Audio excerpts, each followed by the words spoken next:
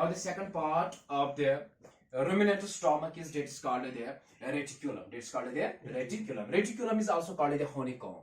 It is also called the honeycomb. Before we have stated the rumen. Now the second part is the reticulum. This is also called the honeycomb, and it is the smallest part of the compound stomach. यानी जो ruminants होते हैं उनका जो stomach होता है, उनके stomach का जो smallest part होता है, that is called the reticulum. That is called the reticulum. ठीक है बेटा? और इसमें भी बहुत सारे एनारोबिक बैक्टीरिया होते हैं जो डाइजेशन में मदद करते हैं, जो सेल्यूलोज को डाइजेशन करने में मदद करते हैं. ठीक है बेटा?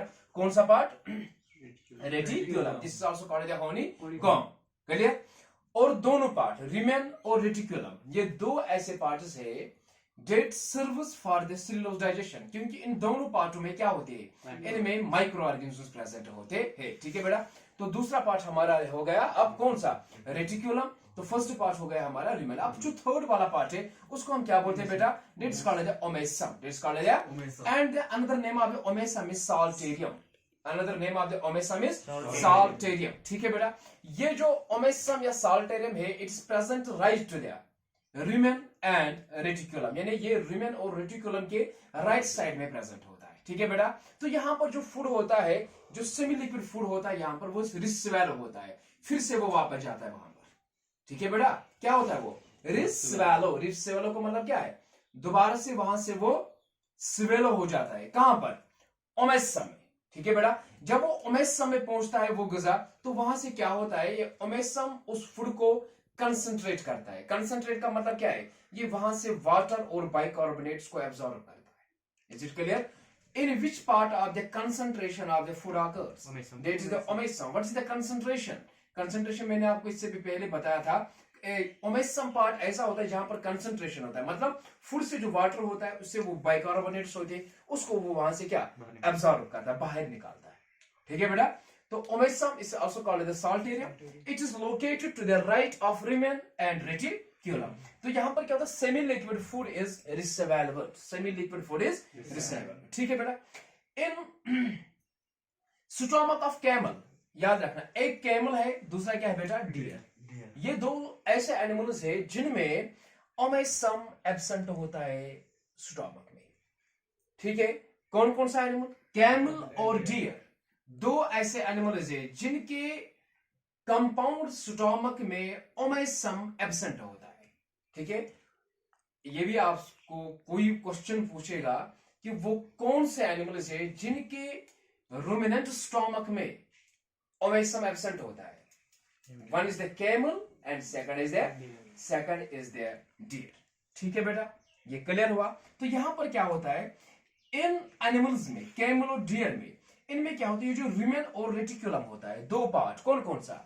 रुमेन और रेटिकुलम. उस रुमेन एंड रेटिकुलम में क्या होता है? उसमें कुछ पाउचेस होते हैं, ठेले जैसे. ठीक है? पॉकेट्स.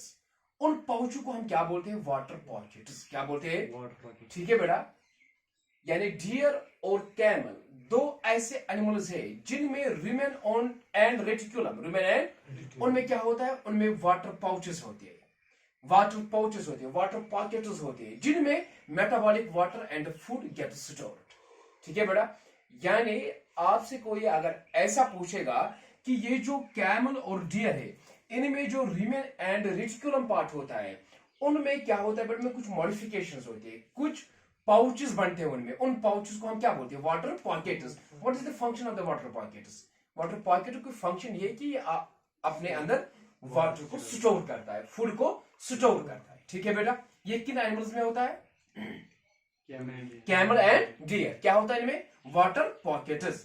किस किस पार्ट में वो मॉडिफिकेशन होती है? Rumen and reticulum. और इनमें कौन सा पार्ट एब्सेंट होता है? That is the omasum. That is the.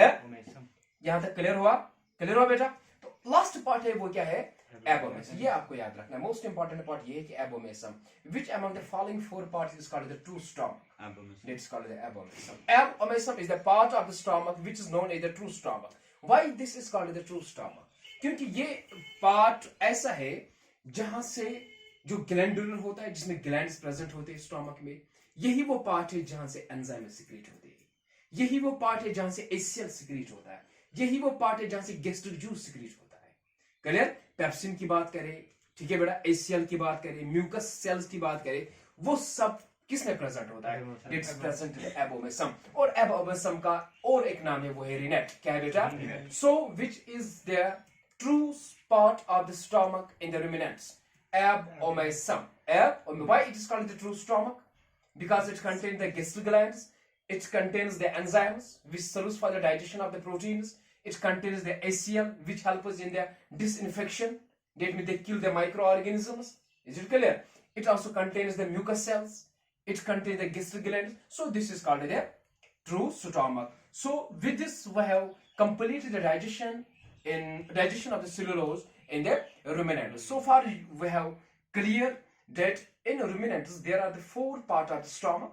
First is the rumen, second is the reticulum, third is the omasum, and fourth is the abomesum. Rumen, reticulum, omasum, and the abomesum. Just to have a quick revision, first part is called the rumen. This is also called the paunch. ठीक है बेटा? It contains some symbiotic microorganisms. ठीक है बेटा? And these microbes help in the digestion of the cellulose. They contain the fermentation chambers where the cellulose gets digested. Rumen and the reticulum serve this function. Okay? Second and the third part is called the omasum. Rumen, reticulum, and the omasum. This omasum is the chamber where the food gets concentrated, where the water and the bicarbonates gets absorbed. As a result, in the animals, particularly deer and the camel, these are the two animals in which the omasum is totally absent. In deer and the camel, the rumen and the reticulum shows the modification in the form of the pouch-like structures that are called the water pockets. Water pockets are the structures in which the water gets stored and the food gets stored. Is it clear? And the last and the foremost part of the stomach, that's called the abomesum. It is also called the rennet. And it is known as, it's considered as the true stomach. True stomach. Why it is called the true stomach? Because it contains the gastric glands, it contains the ACL, it secretes the pepsin, the digestive enzyme that's called the pepsin. Is it clear? So far, this is about the stomach or the digestion of the cellulose in the ruminants. Is it clear? Clear, beta? So, inshallah, from tomorrow we'll start another chapter that's called the breathing and exchange of the gases. Thanks.